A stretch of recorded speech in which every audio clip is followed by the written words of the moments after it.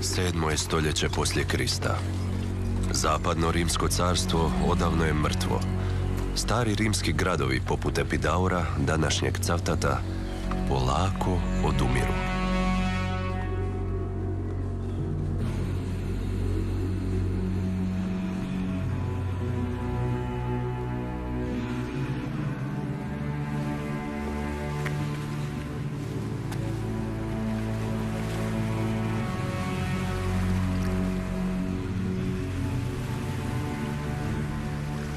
Dio stanovnika ovog antičkog grada naseljava se na obližnjoj stijeni Raguzi, podno strmih obronaka Srđa. Na tom mjestu već postoji bizantska utvrda s crkvom i vojnom posadom. Već 667. godine anonimni kozmograf iz Ravene piše: Epidaurum idest Ragusium Epidaur. To je Raguze. Na stijeni nad morem polako se razvija gradski život. Rađa se Dubrovnik.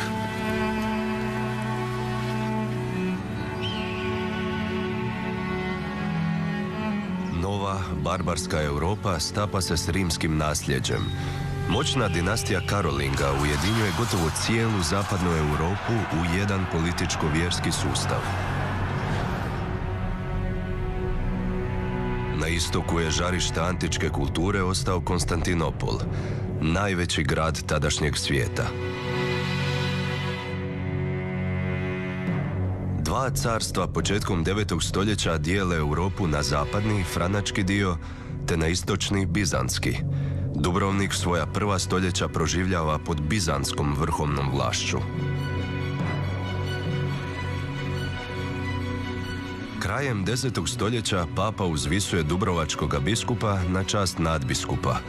Unatoč gotovo pola tisućljeća izravne bizantske vrhovne vlasti, Dubrovnik će uvijek ostati duboko rimokatolički.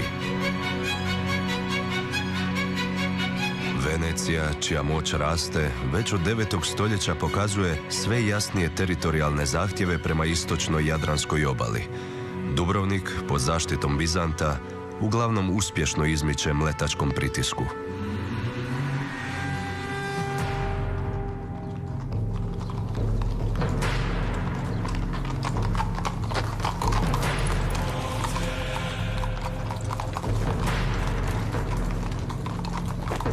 No početkom 13. stoljeća Zapad pokreće 4. križarski rat.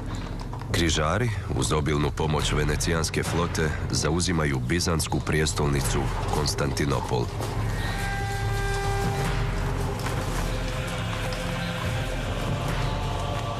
Bogato naplativši usluge prijevoza goleme križarske vojske, Venecija početkom 13. stoljeća ovladava cijelom istočnom Jadranskom obalom, a Dubrovnik postaje dijelom mletačke države. Tako će ostati idućih 150 godina.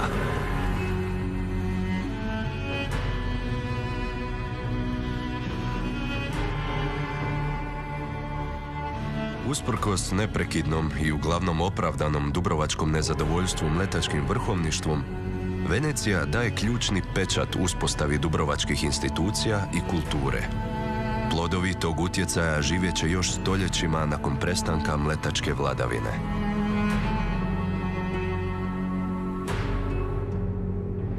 S prvim desetljećima 14. stoljeća počinje uspon moćne dinastije Anžuvinaca. Ludovik Anžuvinac, koji je zavladao i Ugarsko-hrvatskim kraljevstvom, sredinom 14. stoljeća uspijeva privremeno prekinuti mletačku prevlast nad istočnim Jadranom. Zadarskim mirom iz 1358. hrvatsko-ugarski kralj postaje suveren istočno-jadranske obale.